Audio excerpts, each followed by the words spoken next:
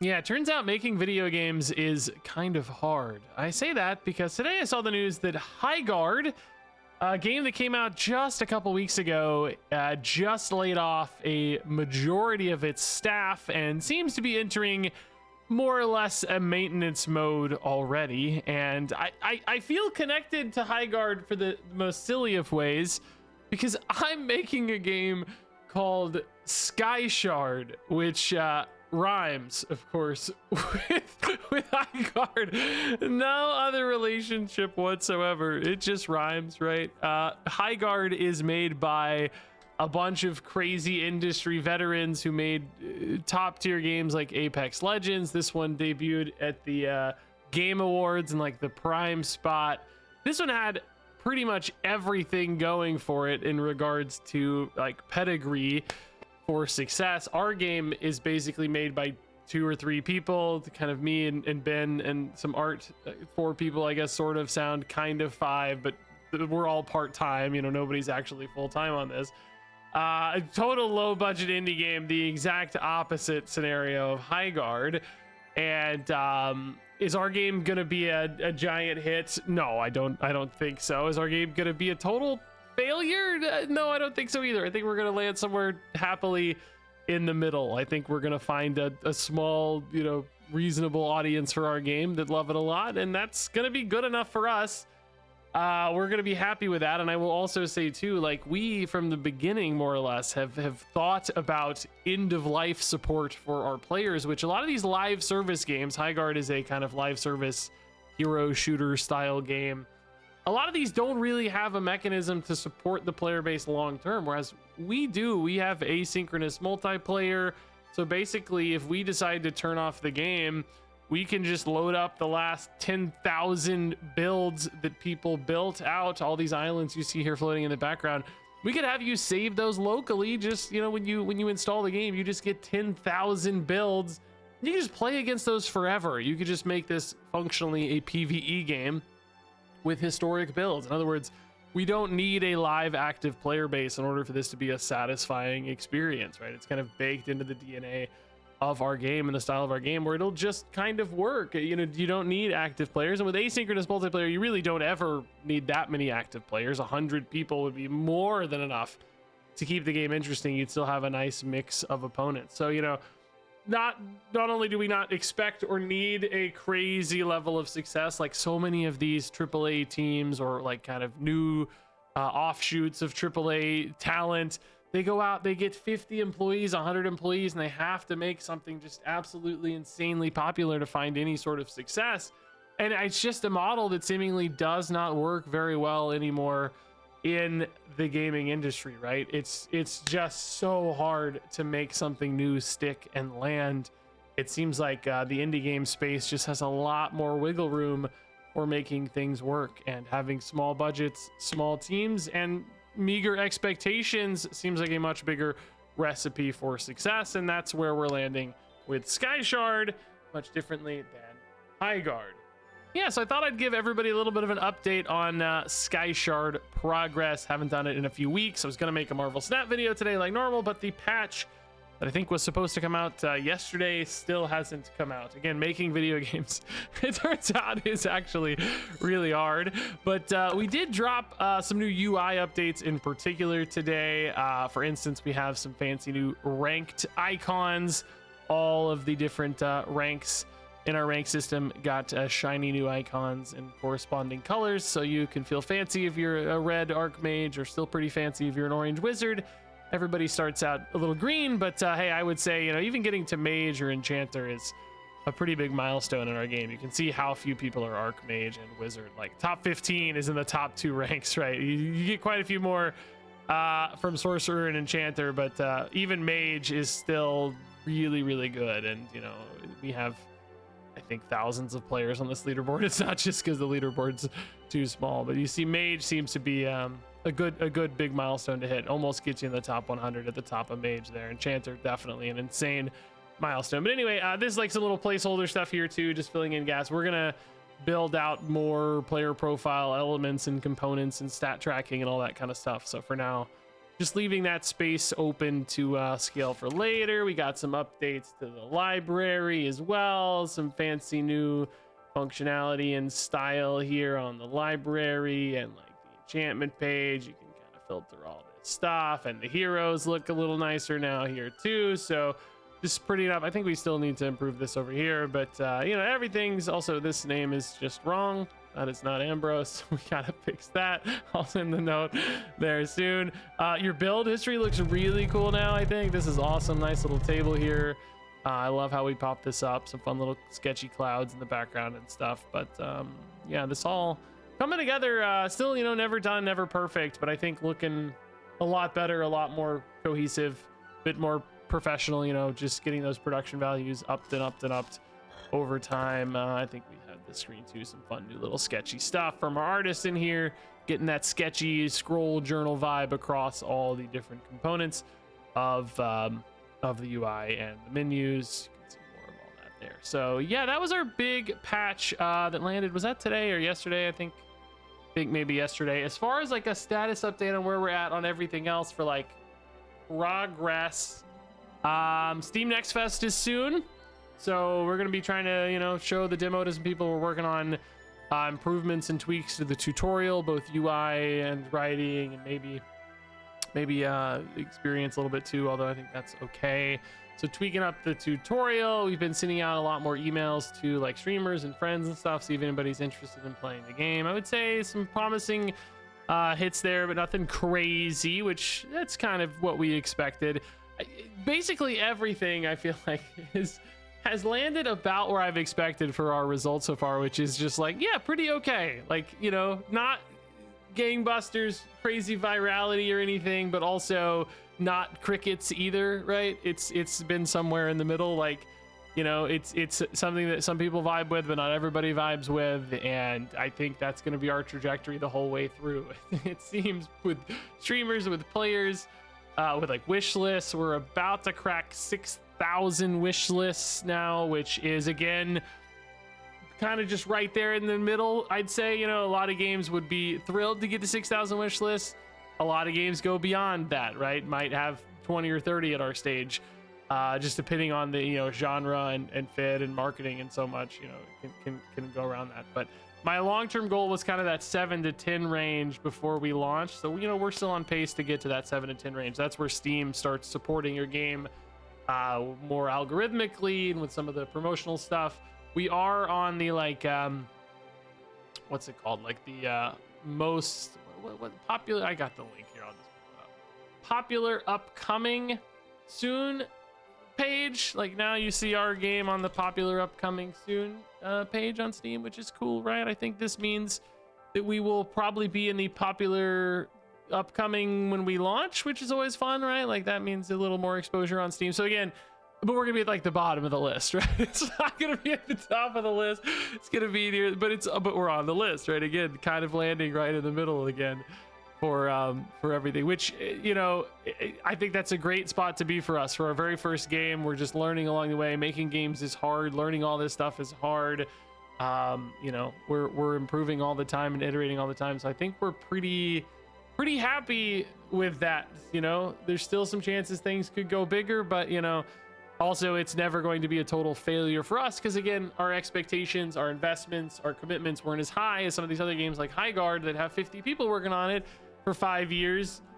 We don't have those sort of expectations. So it's just really interesting to call that comparison to light today, because I saw that and I was like, man, we are so different and our expectations are so different. I thought it'd be fun to do a little bit of a recap there and showcase what it's like for, you know, a 2-3 person indie dev team basically versus AAA light sort of team. And you know, 2,000 players for them is a failure. Like 2,000 concurrent players for Highguard, I think is where they're at right now. That's a failure for Highguard. That would be a huge smashing success for us, right? That would be well beyond our expectations. So it's just really funny to see that comparison live. So that said, I thought we would go ahead and do a little Sky Shard run before I go, show you guys what's up with the game, some new units, some new art, and as always, just some fun new strategy stuff, and teach you and learn and blow your mind with just how big my brain is. All right, so we're gonna take a random hero choice here to get our bonus unit, give us a little head start. We got Zap Zap, my favorite of the random heroes, and we can take let's take this quest, sporadic support. The first 2 weapons you buy give you a Latchwood Spore, which is going to give our weapons life steal, which is a little bit of a damage buff, and the ability to gain some extra life. That is really good with Forest Spirit early, since this does scale with health. Pretty much a great recipe for success there. Nature Shop 3 we could take here to get maybe some more ways to help the Forest Spirit. Maybe a big defensive item like bamboo. Bamboo it is. Let's go. We love the bamboo. Very good early because it's just a pile of stuff that the opponent has to eat through, basically. We should absolutely demolish this fight, I think. Opponent does have a lot of stuff. They are an enchanter. We got our nice new rank icon up here. Looks good. Yeah, easy win early. You have a pretty cohesive little build. That gained 70 health basically, which is nice. I do think the life steal still does damage on the Forest Spirit extra, even though this can't have its damage buff from outside sources. It's kind of a separate layer. Life steal layers on top basically. So let's go for a big shop 4 here. We have a good defense, so we don't need to take a big defense shop right now. Ooh, another weapon, the Red Sun Shrine. I don't know if we've had this art in the game yet since I did a video on this channel, but I love the new Red Sun Shrine. Looking cool and spooky and evil, and what's it about? I don't know, but it's cool. I do know what it's about. I don't know if it's in the game yet. Oh, it is. Yeah. There you go. Read the lore. I'm not gonna read it all, but oh, I don't think I've shown this yet. How it gets more cracks as it gets damaged and shines more. It's really cool, actually. I hope we see that soon. Materia Contrarium is really cool to give health to the Forest Spirit in some cases, but might just take the Conjured Clock for now to speed up my dudes. Kind of position like this a little bit. We need a 3rd unit here to be next to the Conjured Clock so that it can give speed buffs to the 3 units. Okay. I think we should still win this fight. They've got a really good setup for later here with the Warden's Flame. This thing can scale really hard off defense units, but for now, say that. I mean, I don't know. The Chameleon's still doing some work. This does just have a lot of health that it's currently tanking my shots, but yeah, we're gonna be fine. Okay, good stuff. Another good early win here. Defense 4. We could probably get away with a defense shop now. Yeah. Stonewall. Mushroom Mender is a way to buff health, but we don't really care. I think we just take the Force Field. That can be good later because of its size in particular. Nature Shop 4. Yeah, we can do that. Take the Shadewood. A little extra defense. Blueberries. Now let's take the Shadewood. That's fine. Let's go ahead and put it behind the Force Field, not the bamboo. Force fields, the longer the force field lives, the better, because it has this health scaling basically throughout the course of the game. So I think that'll be nice. But it has 2 pretty solid weapons here for later, but maybe not the strongest tempo weapons. As you can see, we're getting to their weapons real quick. We had a much higher tempo pressure start here. This one's kind of a good, independently good weapon. This one's good. They got the extra life steals hitting. This is up to 580 health as well for extra damage, which is always good. Do we want to sell anything yet? Transmute? No, I don't think so. We did add a rule to transmute, by the way. I don't know if I've talked about this, but you can now only get this. If you use it, you can only use it once per round.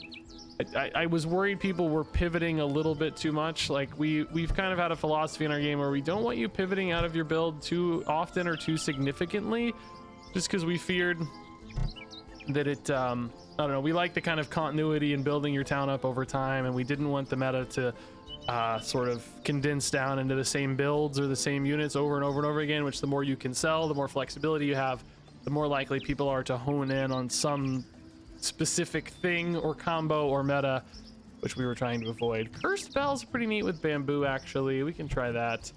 As each of these die, they trigger the Cursed Bell, which will stun some enemy units. It's better early than late too, because this is more likely to hit stuff like weapons early, I would say. Units aren't jumping out at me is great.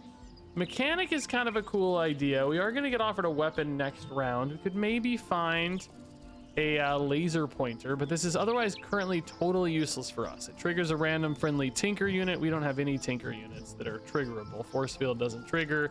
These are all like nature, magic, which you can tell here from the faction and of course the borders. I might take it anyway just because it's the most valuable as a tier 2. It's got a decent health total on its own, so it can just like absorb a hit or whatever later. And it does, like we said, set us up as well for some potential. Yeah, this is okay. All right, let's go. Hopefully we don't hit a piercing weapon because I have kind of positioned poorly around that. Here's that force field. You're going to absorb that spellbound rocket like we were talking about, which is going to unfortunately hit my cursed bell and kill it a little sooner than I'd like. They may not even kill a bamboo before the cursed bell dies. Yeah, they won't. Oh, maybe they will. Yeah, the rocket's now going to hit the mechanic. Or no, it went for the bell first. Yeah, that's okay. I think we're still looking all right because now that spellbound rocket's going to be hitting these tiny bamboos and kind of wasting a couple attacks at least. And hopefully we get to it fast enough here. Yeah, we certainly will. We get to it just fast enough. Okay, cool. Weapon shop here. Yeah, do we find that laser pointer? I guess not, because it was a tier 5 shop. Oh, we added some new little fires coming out of the Warden's Flame, which is fun, which I still don't think these are final. I'd like us to eventually. These are like Ben's little scribbly fires. They do a good job though, because it's like at scale you can't really tell. We also animated the weather machine a little bit to indicate some spin. I think it actually looks pretty good, honestly. I wish we did maybe just a little more. I don't know what yet, but like the little floating debris down here is pretty cool too. Like that looks good. Like it's just enough to make it look alive. I would like to maybe twist the edges a little bit, but I think Ben did a really good job for what it is so far. That said, which of these weapons do I actually want? I guess we probably take the spellbound rocket. Yeah, that's fine. We can move this away now. We have a third thing again here to activate that, so that's okay. Hey, here's a new art for the time diluter. Do we take it? Probably not good for us. It hits our forest spirit, which is our best unit. This is supposed to look like a snail, by the way. I think it does. I mean, not like really, but like kind of, right? It's got the antenna, got the like shell here with the gear. It's supposed to be snail coated. And in fact, we don't have the text in here just yet. Oh, hey, some more new art. The Atomic Timekeeper and the power plant art. We're doing Tinker right now. The artist requested doing all of the art in a single, you know, like faction. All Tinker, I think Ancient is up next, so we'll see some more Ancient art. I don't really know what to take here. I think Obelisk is probably the best unit overall, but I don't really have a lot of stuff to throw yet. This one throws my stuff at enemies. I mean, I would probably happily throw a Shadewood, I guess. Maybe we put the Shadewood next to the Cursed Bell so that as the Shadewood gets thrown and destroyed, maybe it procs the Cursed Bell one extra time. May not always work, but okay, we did some damage to a prismatic mirror. I can live with that. We're trading force field hits. Sadly, my Cursed Bell is gone. I think we're gonna lose this fight, right? You have 3 weapons, but there's a lot of trees to eat through, and they're kind of already to my back line. I don't know. It's close though. Hold up. No, I think we're gonna be fine. No, we're totally fine, dude. Yes, good wins. Oh, here. By the way, we do see that, like, see how it's getting crackling and opening up, and more of the red is emerging. That's as it takes damage and gets stronger, right? I love this sort of stuff. It's so fun, dude. It looks so cool. So remember what that looks like, right? And then when we reload, it's back to normal. Very cool. All right, so now some big stuff maybe for the Obelisk makes sense. We could go bamboo again for sure, though, just as a staller. Like, have the second bamboo here, and maybe we need to move this force field away from the Cursed Bell, because those rockets are targeting the force field always, and then it's just kind of wreaking havoc on my Cursed Bell. Mushroom Mender is probably fine. Yes, let's do it here. Maybe give some health to the bamboos. Could also do this, arguably something like this. Maybe that's better. I don't know, really. Actually, they're both kind of fine, but it spreads out the depth a little bit. There's like less tiles that are adjacent to other bamboo tiles for explosive damage, right? I think that's true. Like eerily similar, by the way. Like the cursed bamboos up front. They do have 2 weapons back here, 3 weapons actually with the piranha plants. I think we're gonna be okay, maybe, but Yeah, as soon as we kill that red sun shrine, we're gonna pull ahead a lot on the weapon output race here, and this one's also up front. Yeah, totally fine. Dude, we're having a good run so far. Totally undefeated early is actually pretty impressive. The Forest Spirit Latchwood Spore combo has been great. Let's go for another big unit. The Obelisk. Oh, good weapon again, too, man. Let's go. Okay. Let's do it. Another Mushroom Ender. Sure. I don't know. Let's do it. Really would almost rather have that hitting like the force field or something, or maybe even being thrown by the Obelisk. But it's okay for now. We'll find stuff for the Obelisk eventually. Ooh, this might be a tough fight. This Warden's Flame is very strong. 400 damage already. We've got a little weird error here with this. The DPS math is wrong. I don't. It's just not working. I don't know on anything. I don't know if Ben knows that yet. I'm gonna have a couple notes for Ben. I already forgot what my other note was. That's why I should have actually made it a note. Didn't remember at all. Yeah, strong hit here from the Warden's Flame. I'm gonna put in a bug report. Let's put in a bug report. Report bug.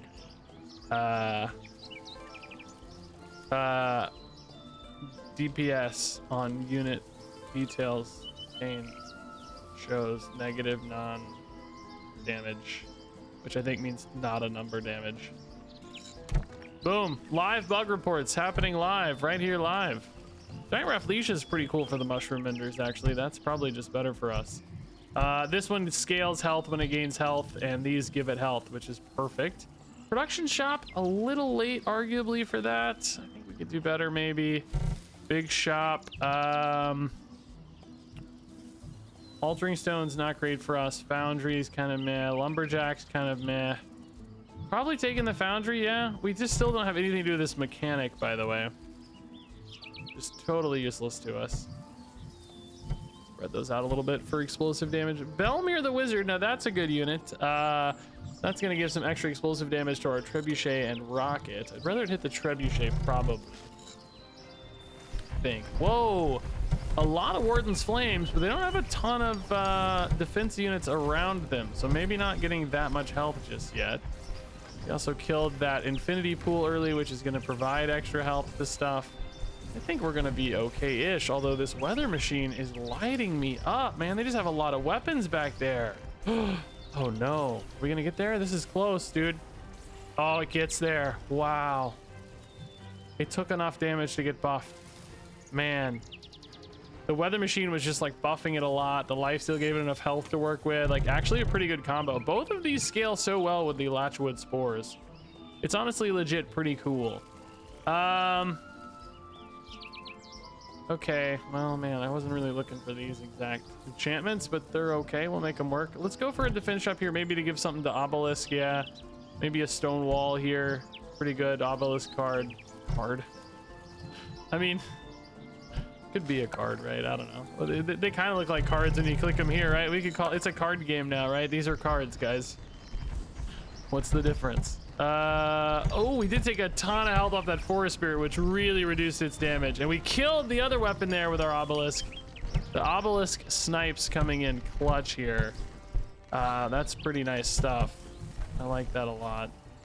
Yeah, we look like we're absolutely farming up here. Our Rafflesia still has 1200 health to at that stage. That's great. This did gain a lot of life back off the Latchwood Spores, but ours is doing similar stuff. So.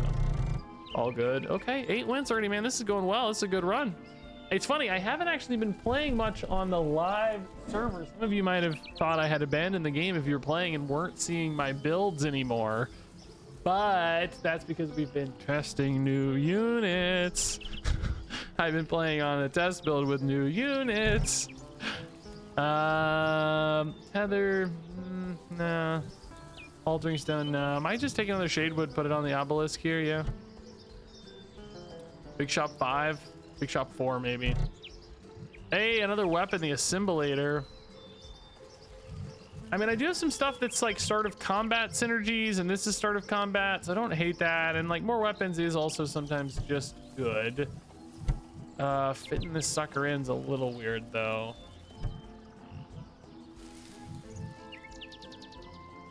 We kind of move this Conjured Clock away as well. I don't know, it's probably fine. space some stuff out here to play around explosive damage a little better. We still don't need this mechanic at all. It is just 140 health defensive unit for us right now. Scary Warden's Flame build again. I think our Warden's Flame needs nerfed. I think it's too strong still.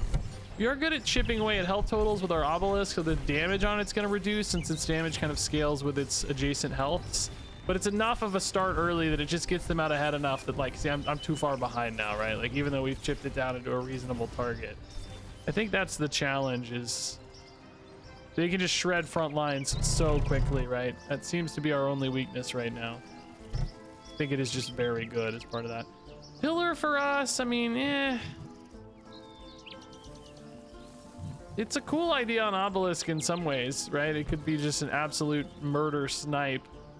Because you could, like, put it here, get the mushroom menders next to it. Even that's enough to make it pretty interesting.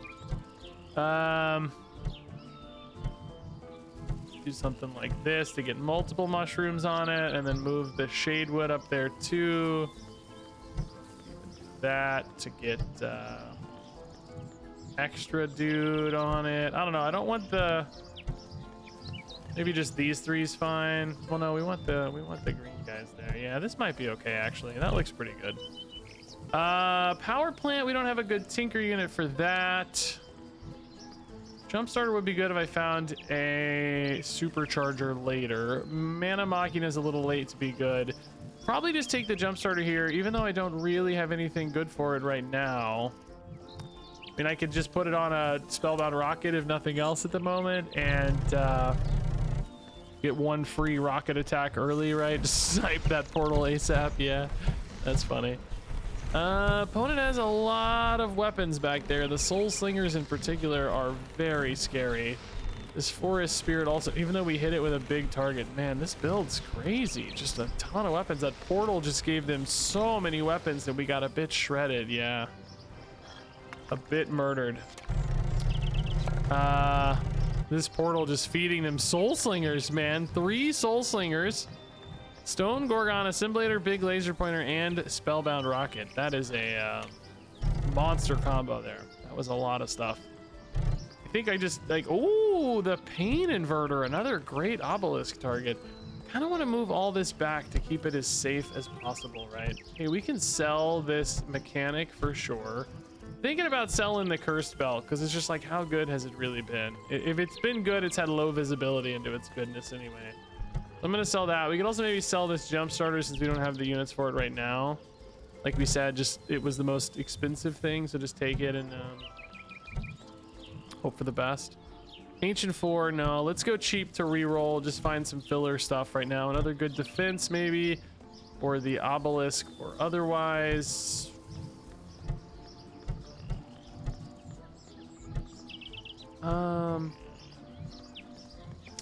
Man, it's so crazy because like the pillar on the obelisk, I don't know if it's something I've ever done, honestly. I'm not sure I've ever done it. I don't really know that it's smart. It's like kind of smart, but at the same time it's kind of crazy irresponsible. I don't know. I'm gonna take another I'm gonna take a brick by brick and use it instead. Like if the pillar hits a 1,000 health target with the obelisk, like, hey, maybe that's worth it, right? But there's a lot of scenarios where it just would not be worth it, so I think I'm going to be a little more careful. Let's do these here. A little bit of a positioning puzzle here. Those there. Bada boom. This can go there. That's perfect. This can go there. This can go there. Obelisk now has 4 really good hits. Yeah, this actually looks pretty good. We could put the bamboos up here on the pillar. They're just ultimately not that much health though, so it's like, is it really worth the trouble? I'd rather just kind of have them stalling out front, I think. Maybe the buffer bot can go up there. Same thing, not a lot of health, but worth a little maybe. So the pillar now is an actual defensive force, and obelisk is going to try to snipe some big stuff like a spellbound rocket, maybe their pillar. Oh my god, their pillar got sniped before that the supercharger went off, so that was pretty cool. This weather machine's pretty scary though still. I mean, maybe it's buffing my Rafflesia enough that we're okay, but I don't think so. It looks like, yeah, we're getting shredded. Dude, The pressure on everybody right now is high, dude. This meta is high weapon tempo. Infinity Pool, despite getting nerfed, still seems to be doing work here, by the way. Love the new art on the Atomic Timekeeper. It's cool. Scared, guys. I'm scared. I think we're cooked. I think we're in trouble, guys. I don't know. Yeah, I think I need Obelisk to be very strong, honestly. Shrub, maybe Sunrise Flower's fine. Buff the pillar there. Take a Jeffrey, throw it in here somewhere randomly. Give it a little bit of dudes next to it like it likes. I'm nervous, guys. I don't think we have enough weapon scaling. Like, you know, the Obelisk is kind of a weapon, which kind of counts, but like this Warden's Flame right now is about to get real spooky. Oh, it did. Oh, it's still at 8,000 health. How? No. Yeah, I think we're cooked. Our Obelisk actually did really well here, but it's just not going to be enough. Like this Warden's Flame is still at 1,000 damage. Yeah, sadly we got cooked. I think Warden's Flame is still a little overtuned, or maybe more than a little. It's a tough one because it's a unit that is really bad on its own. It's like buying it early is a crazy risk. It almost needs some kind of weakness that's not clear to me what it should be. Maybe explosive damage is just too much for it. I don't know, it's just like so hard to compete against this thing. Pillar could also arguably be the problem. This one definitely has some scary scaling still. You know, it gets to numbers that are so much bigger. These both just go so well together, and it makes tier 5 magic shops super cohesive. It's a tough nut to crack, but it does to me feel like runaway strongest thing to do right now, which is tough. Oh no, we lost rating. No, Zap. No, this is not the final art for Zap, by the way. I think we do almost have it though. One's been cooking for a minute, but okay, there's our run. Not the best run, but I honestly don't have time to do another one, so oh god, I'm spoiling units. No, don't look at those. Close your eyes. You couldn't tell what they were anyway, so anyway, yeah, that's Sky Shard, not High Guard. Is our game going to be a mega hit? No. Is our game going to be a total failure? I don't actually think that's possible at this stage. Like, we've already kind of achieved more than we wanted to in a weird way. So no, I don't think so, but it's just interesting to think about indie games and how, well, not just indie games, but games and how different they are in this space right now and what this environment's like. It is definitely a totally different world out there making games right now, and it's a tough one. So anyway, thanks much as always for watching. There's links down below if you want to wish list, player demo, whatever it is. All that's down there for you to enjoy. That said, I guess I will see you around.